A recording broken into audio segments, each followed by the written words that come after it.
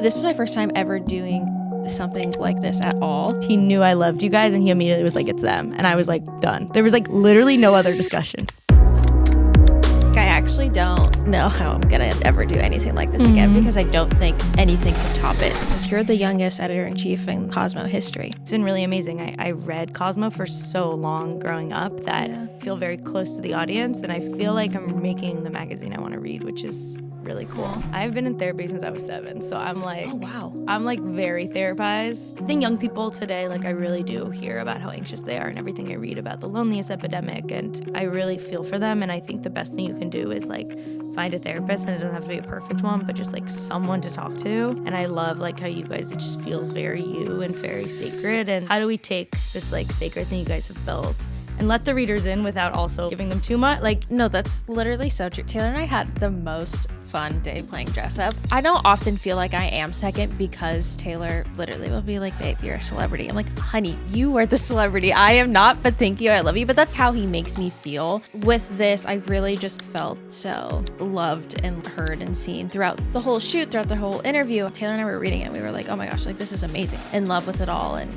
how you were like, no, they're going to be equal parts, Tay and Taylor in this. It's just like super important.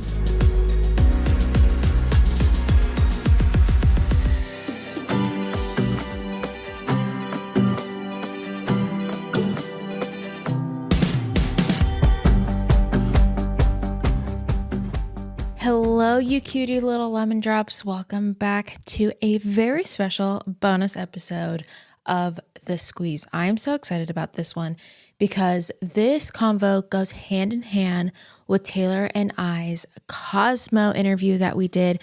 In case you guys missed it, we have been posting it all over social media and we'll continue to post it because I am just literally obsessed with everything about this shoot. But this is our first ever cover story. It's my first time ever in print, which is so exciting.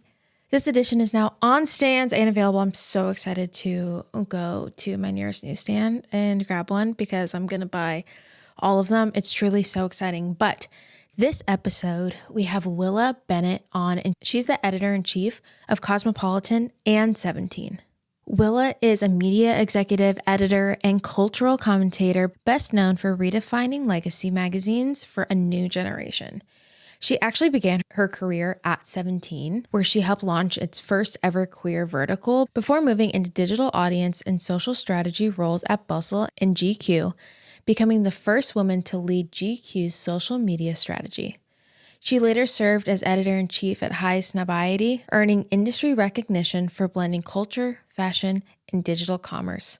And in 2024, was appointed editor-in-chief of Cosmopolitan and 17. What is so cool about Willa's story is that she is actually the youngest editor-in-chief in Cosmopolitan history. She's known for her sharp editorial point of view, emphasis on curation over click chasing, and social first yet authority-driven approach to media. Willa has such a heart for her job, and there is truly no one like her.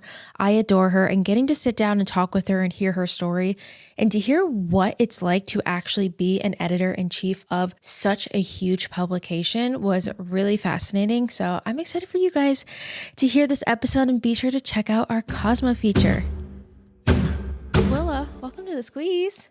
thank you. Thank you for having me. This is so fun because we're like switching roles, basically. Yeah. You're in the hot seat today. Truly, I'm excited to be here. I loved having you guys on the cover of Cosmo, so I'm very excited to be here and talk to your audience about it too. The honor was truly ours. It was literally the most fun thing, but we'll get into that. Cool. We start each episode off with this jar. It's a little game called Citrus Got Real. If you want to pull a little question, a little piece of paper out of there, and read it to us. And let's see. Ooh, as I knock over everything. Okay, I love. What's your go-to karaoke song? Oh, Driver's License by Olivia Rodrigo. Every single time. But what's funny is it's actually so hard to sing. Yeah. So I just commit to it. That's great. Ooh, that's good. I feel like mine would be something like some like Hannah Montana or like an Ally and Aid, like just some like 2000s good like throwback Disney Totally. song.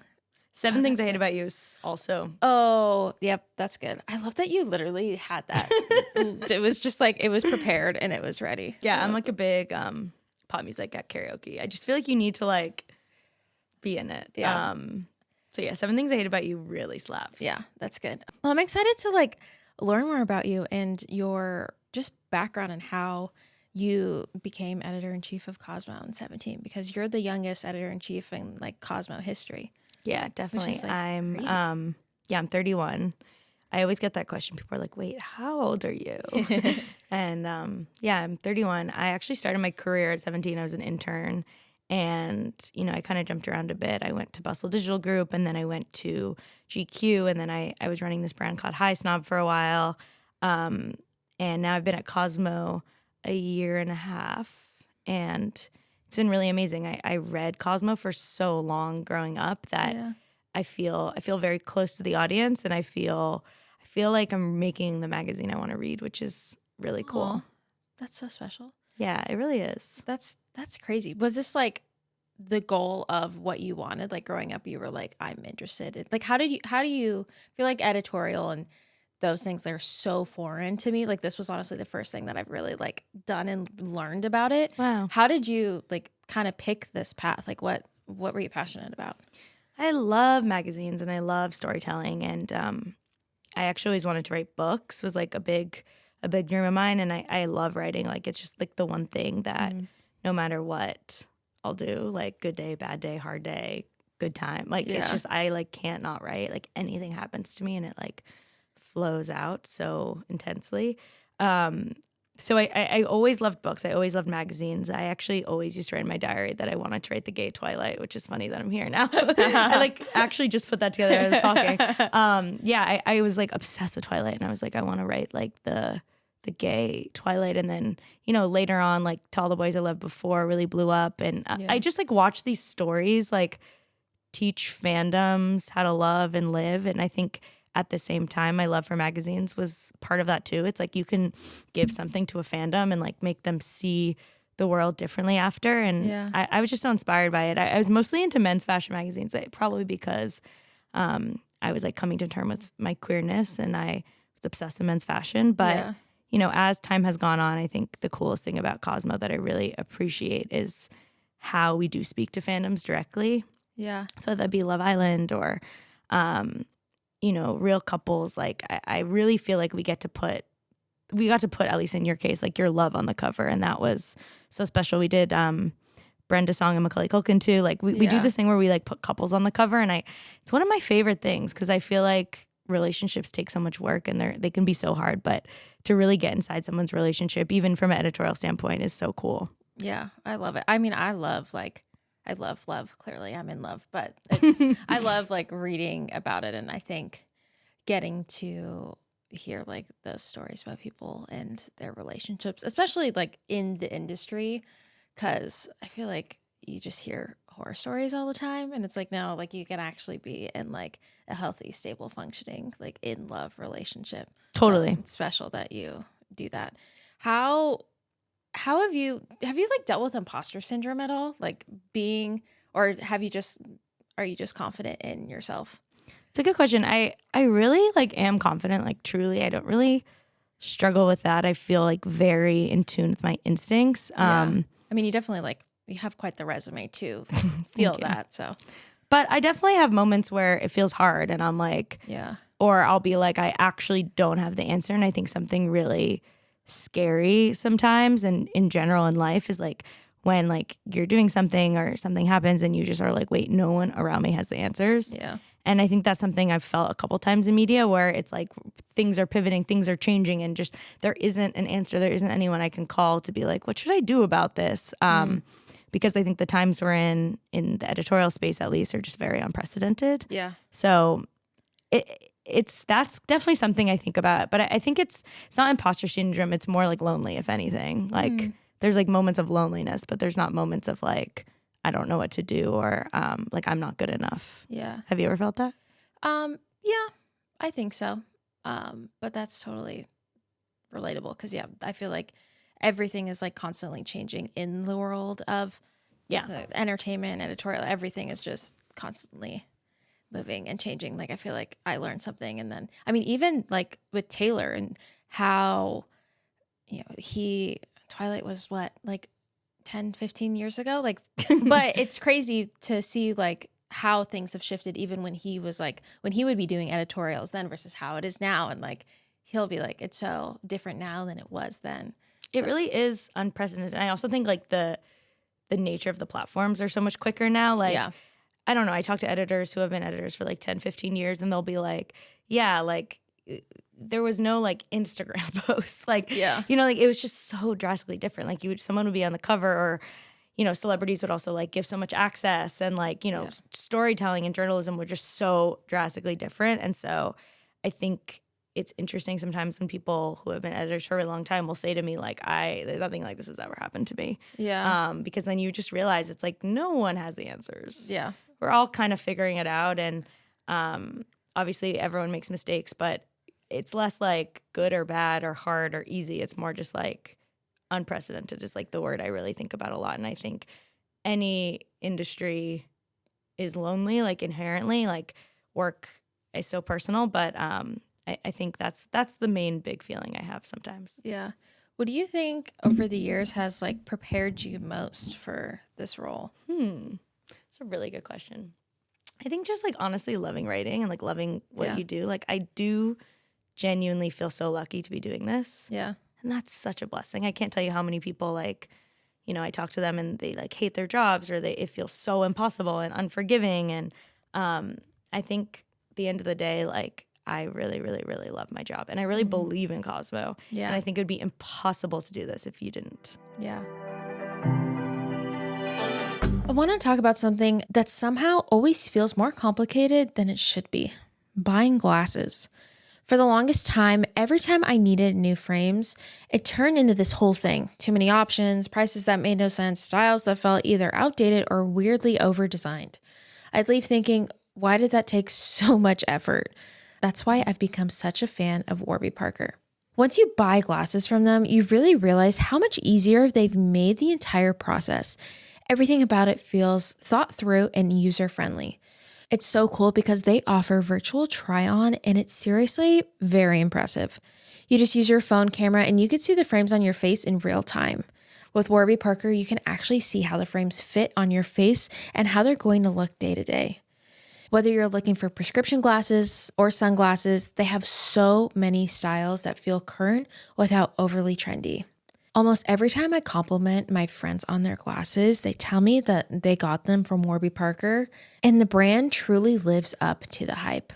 And one of my favorite things about Warby Parker is buy a pair, give a pair program. For every pair they sell, they donate a pair to someone in need. Over 20 million pairs so far. Warby Parker gives you quality and better looking prescription eyewear at a fraction of the going price.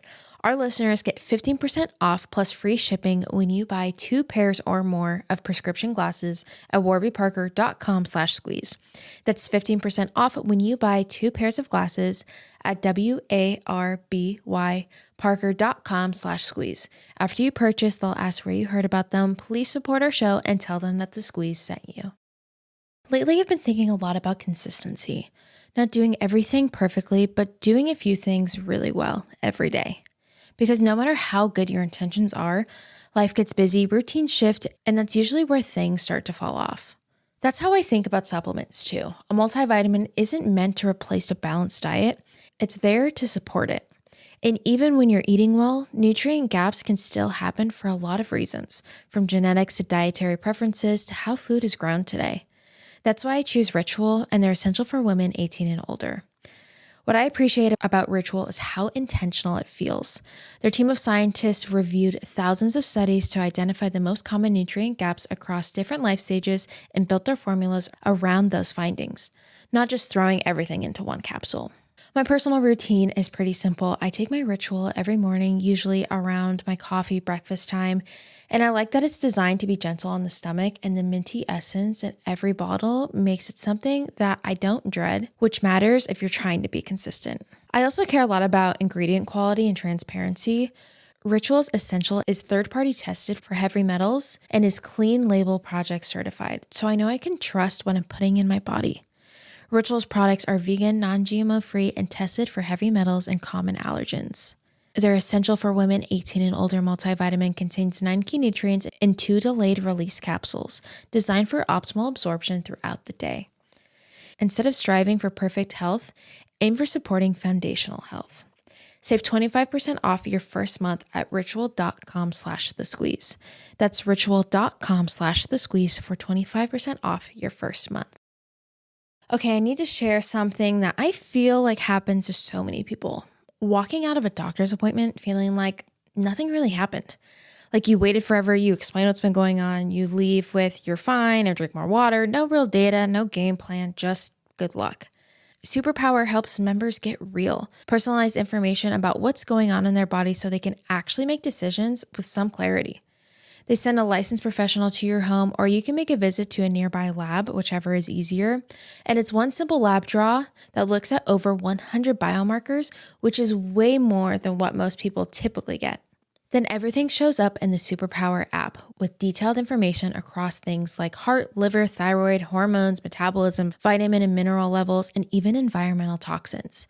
And what's cool is it doesn't just dump numbers on you, it helps translate that into actionable health plans based on your results. Superpower gives you a clearer starting point and plan you can actually follow. And it's not just a one-time snapshot. It tracks your results over your lifetime. Each test builds on the last, so you can see progress year after year instead of just starting over every January. And the price is honestly wild. Superpower used to cost $499, and now it's $199 for the full experience. Make this the year you stop guessing about your health with Superpower.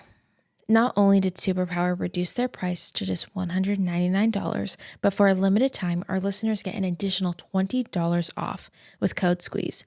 Head to superpower.com and use code SQUEEZE at checkout for $20 off your membership. After you sign up, they'll ask how you heard about them, so make sure you mention this podcast and show your support. Is there a risk that you took that really paid off? Maybe something you did differently that proved yourself. A risk. I don't know. The thing that comes to mind is the first time in college when I let myself actually have queer feelings towards someone. That felt really scary and risky in the sense of what it would mean later on. And obviously that was the best thing that's ever happened to me. But I don't know, professionally, I don't know. I really am sure of my instincts. Even when there's something that's more controversial or more questionable, I usually do know the answers. Or at least I find I'm comfortable in my answers. So I think it would be probably more personally than professionally. Yeah. Given the nature of your job, obviously you've been out here and you've probably just been working and working and working. How do you struggle with burnout? How do you set aside time to you're I have no clue. I'm oh my no. Okay, burnout is really interesting. I think it's real. I think people really need to know their limits, and I think I often exist with a higher limit than I think a lot of my peers, which everyone needs to make the decisions that's best for themselves. I definitely can work to no end. Without feeling burnt out, but I've definitely felt it before, and I really just sleep, which is for better or for worse. I really I've just been working for a couple weekends straight. Next weekend, when I'm finally off, I will probably sleep, which great. Is good and bad. I could think of worse things. Yeah. But it is also just funny because it's my body is just it's time to sleep, no more work. Yeah. And I think some people have asked me before, because I'll talk about this very openly. I'll be I just sometimes will sleep for 14 hours and then wake up and feel completely fine. Yeah. And what it is, I think I process things in my sleep. I think I'm the same. Really? Yeah. I really am. I'll wake up and have new conclusions about things. Okay, cool. No, literally, I'm like that with work. This podcast, I still don't really, but I never listened to podcasts. I was never wanting to do a podcast, and I just woke up one day and I was I think I need to start a podcast. And that's the same thing with my nonprofit. And that's I feel I wake up and I'm I should do this. Things just make sense to me. And even I grew up dancing my whole life, and we would learn a whole dance in one day and I like couldn't do it. Like at the end, I'd be like, no, my brain's fried, but I would go home and sleep the next day. I know it. 100%. So I completely relate to you. Yeah, I like said to my therapist before, I'm like, is this bad? And she was like, no, it's like actually pretty normal. She's like, you just have to be careful that like you're not sleeping to avoid things. Yeah. But it's like not like I really don't sleep to avoid. I sleep to like process in a like deeper way. Yeah. I relate to that. When you are like, this is like a side note, but I'm curious because I'm can't wait because we found one similarity between us. Are you sharing your emotions? Can you talk them or do you need to write them? Oh, that's a good question. Both. I've been in therapy since I was 7. So I'm like, oh, wow. I'm like very therapized. Not to brag. I know, as I said that. No, like we can talk about this more, but like I have really been in therapy my whole life and like very proud to be. And I like love to talk. But there are times where like writing, I'm like closer to them and like sleep, like it's like a subconscious, like I can actually handle them with more clarity. So I think I'm better at writing than talking, but I do love both. And I will find like when I'm struggling with something, I will just talk about it. Yeah. With only like the closest people to me. For sure. But yeah, what about you? It's weird. It depends. And when I'm like talking about something that I'm struggling with, like if really anything like here or in therapy, I'm very articulate. Me and my therapist were actually just talking about this, but like if, let's say Taylor and I are in an argument about something or like something bothered me and I want to bring it up, like I can't. Like my brain like tells me I can't do it. And so like I'm not good at speaking when like my feelings are upset, but if it's like something mental health that I've gone through, I'm fine talking about it. It's weird. I don't know what it is, but yeah, everyone's on their own journey. I get it. Yeah, no, but I'm like, how long have you been going to therapy?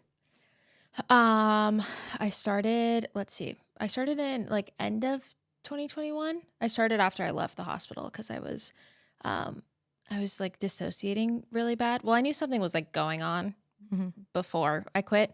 Like probably like February of 21, Taylor actually was like, bro, are you okay? And I was like, yeah, I'm tired. I just worked like 3 night shifts. And he was like, no, like you're not okay. Like something's wrong. And I just kind of like clocked it and like moved on because I had never personally really dealt with my mental health to the depth of what I did. Or at least I didn't realize it. I feel like I actually am learning now that I was struggling, but I didn't know. Yeah, it's hard to know in the moment for sure.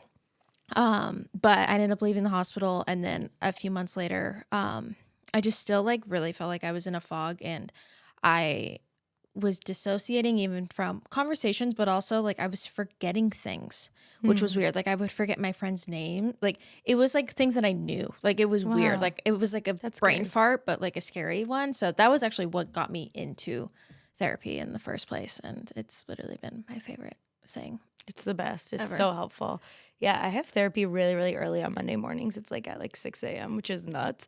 But it's really cool because it like starts the week. Yeah. With like understandings, and then I feel like I process like what I'm working on all week, and then it also because then I go into work at like 7 or 8, it's like 7:30, and by the time I get to work, like I've already like feels like sometimes like had a full day, and like this like clarity of like who I am and like my sense of self is really strong. So yeah, it's interesting, but I feel you. Sometimes like in retrospect, I'm like, oh, that was really hard, and then in the moment, I was just like kind of like disassociating a bit. Yeah. Why were you in therapy at 7? My parents got divorced pretty brutally, and honestly, like my school was like, I think I was just noticing that I was anxious. But anyway, they called my parents, and I started seeing a therapist then, and I was like obsessed with it. It was so healing for me, and I remember being at 7, like kind of embarrassed to my friends that I was going to therapy, but also like. They never did anything to make me feel that way. They were just like, oh, yeah, of course. And then when I was in college, I like stopped going to therapy for a little bit just because like, you know, I was busy and I was in college and I was actually a dancer too. So my schedule was crazy. And then I started feeling anxious again. So I went back and it was like amazing and immediate. So I've had 3 different therapists my whole life. Okay. One when I was really little through high school. One when I went to college. And then I recently switched therapists. And she's kind of like therapist / career coach. Like she helps, like her specialty is people who like have really high pressure jobs and they kind of need like emotional help on like how to handle certain things. And I tell her a lot, and it's amazing. Have you ever seen a career coach? I haven't. And it's so interesting that you're bringing this up because I just had someone on and she was telling me that is her therapist is basically also like career coaching. And I have never really like heard of that being a thing. Yeah, I don't think she would call herself a career coach, but it's very much like I mean, I obviously don't know her other clients. Like I could never know, but based on my research, which we should talk about later, of like how I do, like I always Google my therapist, which is like not what you're supposed to do, by the way. No, so she sees like a lot of creative directors and like actors and people who like have jobs with external pressure, as she would say. Yeah.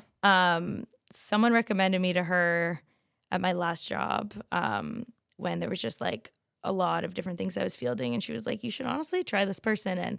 And then coincidentally that week I opened up New York Mag and it talked about her, which I was like, that's crazy, like 2 for 2 in the span of a week. So I like honestly cold emailed her being like, I've been only with 2 therapists my whole life, and like I'm not really like, I wasn't looking to switch therapists, but I love to talk to you. And I spoke to her once and I was like, oh my God, you're amazing. Wow. But our relationship is like kind of funny. She's like I've had different types of therapists. I think my other 2 were very psychoanalytic. So they're very like, why are you acting that way? Why I like this? Or why did you act, like dissecting the past? She's very like funny and like kind of brutal. Yeah. Have you ever had one of those?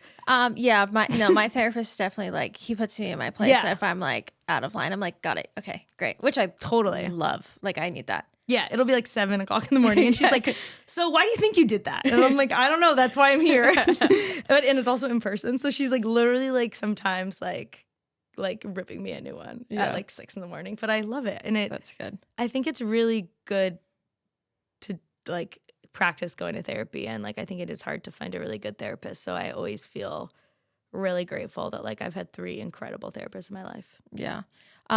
Is there anything else about your mental health journey? Because I feel like being in therapy for that long, you definitely have been through some stuff, but anything I think you just have to work on it. I think young people today, like I really do hear about how anxious they are, and everything I read about the loneliness epidemic and like how the way young people connect with each other, like it's pretty scary, and I really feel for them. And I think the best thing you can do is like find a therapist, and it doesn't have to be a perfect one, but just like someone to talk to. Yeah.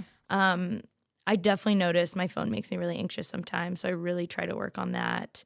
But I will say, like, I think we're all so hyper connected online while also being so alone, and that just can't be good for development. And so I have 2 younger sisters, and I really do worry about that. And I think a lot about how like Cosmo can bring people together and make them feel less anxious. But I think we're, again, like to use that word, we're in really unprecedented times, and no wonder we're all anxious. Yeah.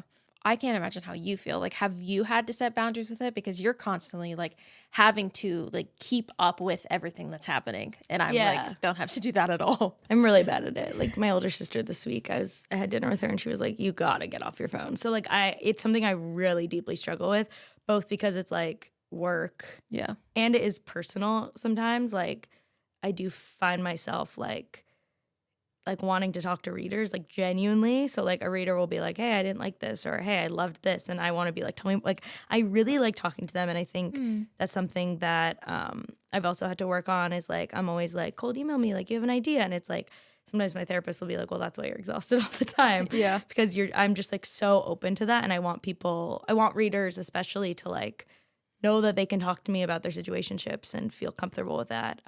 But there are times, like usually on Sundays, I like really try not to be on my phone and not work, and I go for a long walk. And obviously I sleep a lot, and I don't know, I just have like little shows that I'll watch. Like I love The Summer I Turned Pretty. Like it really is like comforting. I love Twilight, genuinely. Great. I'm not a Harry Potter person, but I don't know, am I gonna get canceled for that? No, it's okay. But yeah, no, I have my shows that like, I love SNL every Saturday. Like I just have my things that I'm like, that are like my escape moments, and I really don't touch my phone during them. Lately, I've been thinking about how much of our lives are truly just constant little transactions. Splitting dinners, paying the dog walker, paying rent, sending money to a family member, it adds up. And it's so much easier when everything is in one place and you can keep it moving without overthinking it. That's why Cash App is such a go-to. It's simple, it's fast, it fits how people actually spend day to day. And now they just rolled out something new that's pretty interesting because it's built around your real spending habits and rewards you for things you're already doing. Cash App just released a new status program for the way people actually spend called Cash App Green. It unlocks new ways for you to pay, get rewarded, and easily grow or manage your money on your terms. Now, when you spend at least $500 a month with the Cash App card or Cash App Pay, you earn green status, which unlocks benefits like up to $200 off free overdraft coverage, higher borrow limits, and custom personalized cashback offers every Friday at places you love to shop. Turn every day into status with Cash App Green. Download Cash App today or visit cashapp.com/new to learn more about this and other great features launching now.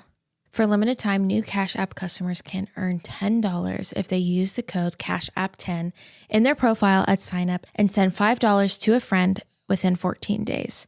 Terms apply. Cash App is a financial services platform, not a bank. Banking services provided by Cash App's bank partners. Prepaid debit cards issued by Sutton Bank, member FDIC, Cash App Green, overdraft coverage, borrow, cashback offers, and promotions provided by Cash App, a Block Inc. brand. Visit cashapp.com/legal/podcast for full disclosures.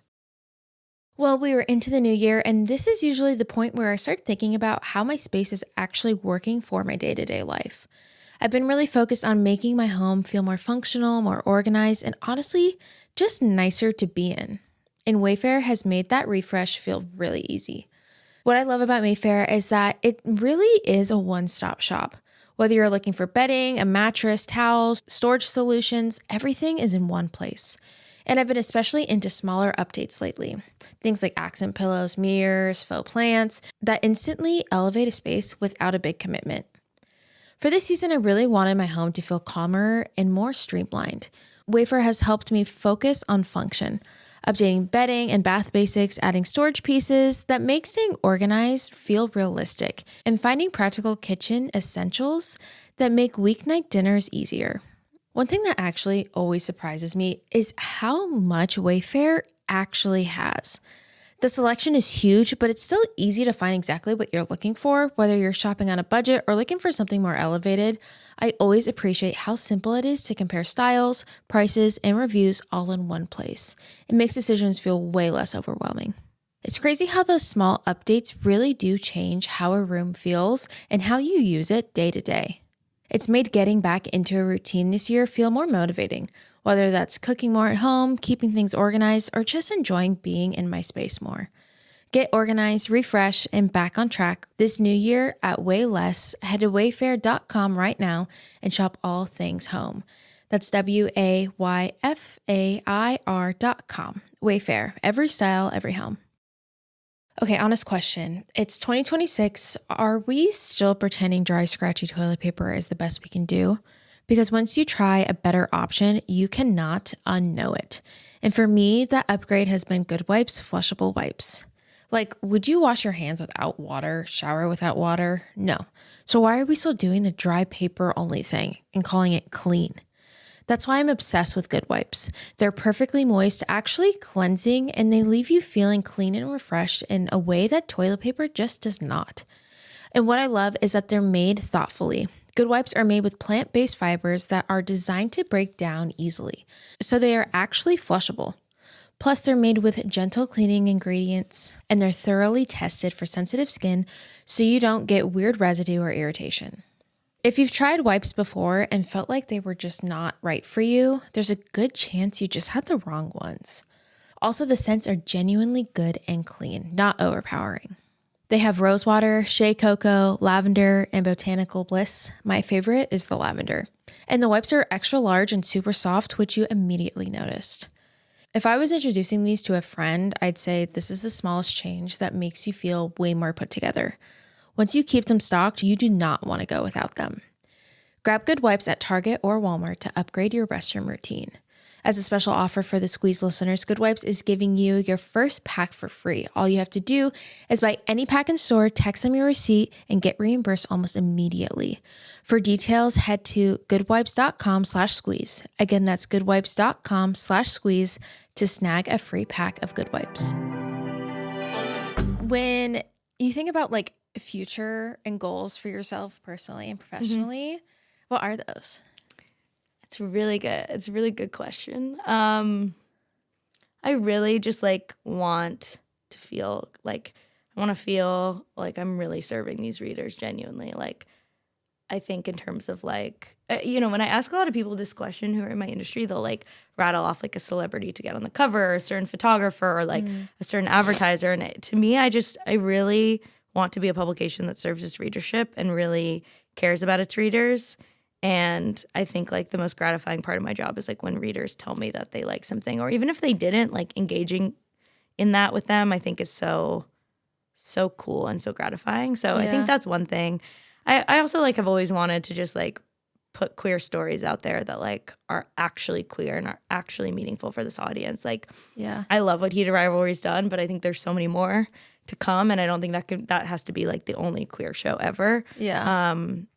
And I think the way that it like skyrocketed has only opened up doors for future stories like that. So that's exciting to me. Yeah. I feel like people who are in the entertainment industry and in your space that have grown up loving fandoms, I actually feel like it makes your work like so much more impactful, and you like love it so much more. Cause I feel that with my publicists too. Really? Like, I feel like they're like, one of them goes to like literally like every concert of like every they just like love like growing up in. One of them was obsessed with like Stranger Things, and she loved like just being a part of fandoms like that. I feel like it makes your job like you so much better at your job. Totally. Just because you like appreciate it more. And I think there's a lot of people that could be like too cool for school. Like, in I'm those not positions. like that at all. I'm like, you're like, no. I'm like, who is gonna send me to the Summer I Turned Pretty movie in Paris? We're gonna go. We're we gonna have to go. I'll like cry. Like experiencing it in real time with the fandoms was so important. And I've talked about this a lot with Jake Shane. Do you know him? Yeah. Yeah. So like I've talked about this a lot with him, because sometimes we'll get like screeners before just being in our industry, and I'm always like, I watch it twice. I watch it with the screeners, I make my decisions, and then I have to experience it with the fandoms. Yeah. So like a big movie will come out, and like I'll be like, okay, like I'm gonna go Wuthering Heights. I'm gonna go to the screening next week. I'm gonna see it, and then I'm also gonna see it when everyone else sees it, because I'm so curious like how people like experience it in real time. And I went to the Eras tour twice. Like I really do love. I was just gonna ask if you're a Swiftie because you brought up Jake. I am a Swiftie. I really am. Let it be known.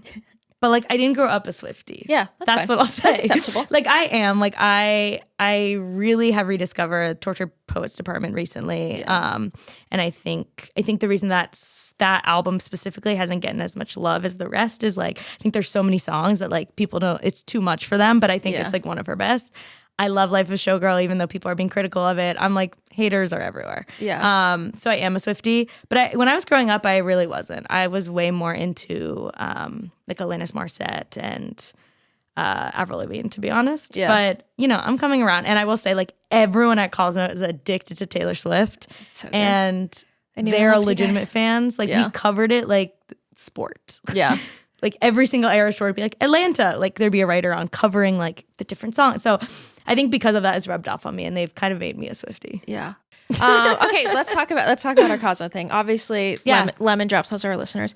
You guys have probably seen all of the posting that we've been doing, and I probably am still posting about it when this episode is coming out, because it truly was like, it was just the whole experience has exceeded. Like I actually don't know how I'm gonna ever do anything like this again, because I don't think anything could top it. Just from like just every aspect of it. You guys have definitely been like, that's actually something that my team has said, is how collaborative you guys have been with everything. But us getting, this was my first like in print feature thing. If that's the correct verbiage. I don't even know if that's the correct verbiage. But this is my first time ever doing something like this at all. Which is crazy because I was like obsessed with you guys for so long. I think I told you this on Friday when we were together, but I was like, I was telling her that like I like love them, and I think it's so cool that you guys have the same name. And I was just like obsessed with, again, fangirling. I was like obsessed with that, and you know, we were thinking about couples to again, like we love putting love on the cover, and it was so perfect. And I was so surprised no one else had done it yet. Yeah. They missed an opportunity. Yeah, well now they can be the second. They missed an opportunity. What does like the process look like on your side? How does it basically go like from your brain to it happening? Okay, so I have a ton of Finstas because I was telling you like like sometimes I'll like follow someone on Instagram and it'll be like Willa follows Addison Rae, like there must be a cover. So I'm like very careful now. So you guys were followed on my Finstas. That's so and funny. Which is Got a little funny. sleuth. No one will ever know what it is because I follow 0 accounts on there. And yeah, I was like following you guys for a while, and then I like sleuth around. And then Maxwell, who you met, right? Yeah.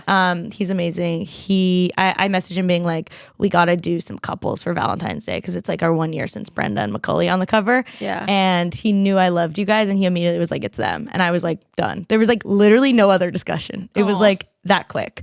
Because, you know, it's tough. And we like to have people like promoting certain things. So I think that when we reached out to your team, it was like, what are they promoting? What other press are they doing? And you ask a ton of questions, and we kind of went back and forth. And it was like, every single person was like, no brainer. And it was like our Valentine's Day story, which is cool. Yeah. No, it was so sweet. And I told you this, but it's so obviously, you know, being married to a celebrity, it's not that I'm like, I don't often feel like I am second because Taylor literally will be like, babe, you're a celebrity. I'm like, honey, you are the celebrity. I am not, but thank you. I love you. But that's like how he makes me feel. Is like he doesn't make me feel less important than him. Honestly, he makes me feel more important than him. So like when, you know, things like this come up, when it is about Taylor and not me, I'm like, I also am like so chill. I really don't care.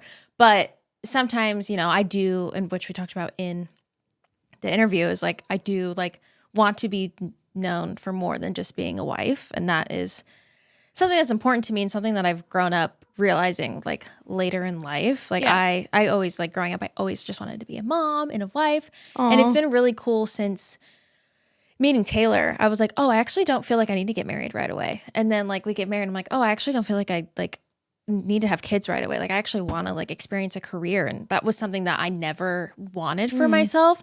And so it's been really cool to like find those things out about me. So I love being a wife, but also like I work so hard and feel like I have like other talents too. So totally. But it just was really sweet how, I think also because we've just dealt with this before, when it has, we think it's going to be both of us, but then it just like ends up being only Taylor. Or I've done interviews where I talk about all this mental health stuff and there's one Taylor question or there's one Taylor Swift question, and then that's just the one question that's there and none of the other stuff makes it. And it's just like, okay, well, like, did you want to hear anything else I had to say? And with this, I really just like felt so like loved and like heard and seen throughout the whole shoot, throughout the whole interview, how everything like turned out. Like Taylor and I were reading it, we were like, oh my gosh, like this is amazing. Like we had no notes. We're so in love with it all. And how you were like, no, they're going to be equal parts like Tay and Taylor in this. It's just like, and I think that is really, even if, you know, the readers aren't married to a celebrity, I think that's something that is super important to carry throughout any form of relationship, like any partnership, any marriage. Like, you know, being with someone that you feel, being in a way that you feel like equal or just like loved and heard equally as much as the other, I think is super important. Totally, I agree. And I think, look, like I think it's so hard to navigate a relationship in public, and I love like how you guys, it just feels very you and very sacred, and that shouldn't have been lost. And that was like kind of the big ethos behind the creative, was like, how do we take this like sacred thing you guys have built and let the readers in without also like giving them too much, like what you guys felt comfortable with. But I was so like honored because I felt like you guys really like committed to it. And you know, when you're like putting on fancy clothes, like we were kind of like putting you more in like a fashion context, I thought. And at any moment we would have like done less. But I thought Marcus really Marcus Allen is the stylist. Yes. I thought he did like a fantastic job in like elevating you guys, but also it didn't look not like you guys. Yeah, no, that's literally so true. Taylor and I had the most fun day playing dress up. Like we were like, I literally left and I told my publicist, I was like, I think I need to model more. Like I literally just like I had the most fun day, and Taylor too, because I feel like he can like he has a much less social battery than I do, but he was like literally. Like just I checked in with him a couple of times the other day. I'm like, you good?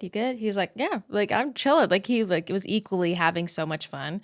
And he's done this like however many freaking times. But it was like really just like such a fun day and team. And I thought the story, like what I loved about the text is like I could really hear both of your humors. Yes. Which is really hard to do as a writer. And I think the writer did a fantastic job. Like I really felt like I was talking to both of you in it. Yeah. Which is what a lot of the audience said. Like a lot of the comments on it were like, this was my favorite interview of them. Like they actually feel like themselves. Like this is why we love them. Like thank you for getting in. And I love in the fandoms. Like tell us we did it right. Yeah. Because that's just such an important part. And Serena and Cordell was the other couple we did. Yeah. Where Marcus, who styled you guys, actually styled that one too. And all the comments were like, this is it. Like you guys got their relationship. Yeah. So it's important to me that everyone's featured equally and everyone's story is like heard and it isn't clickbait. Like that's all very important. But I don't know, sometimes couples like they kind of want a different hierarchy. So that's different. You guys were very like, we trust you, which I appreciate. Yeah, no, it was sweet. Yeah, the response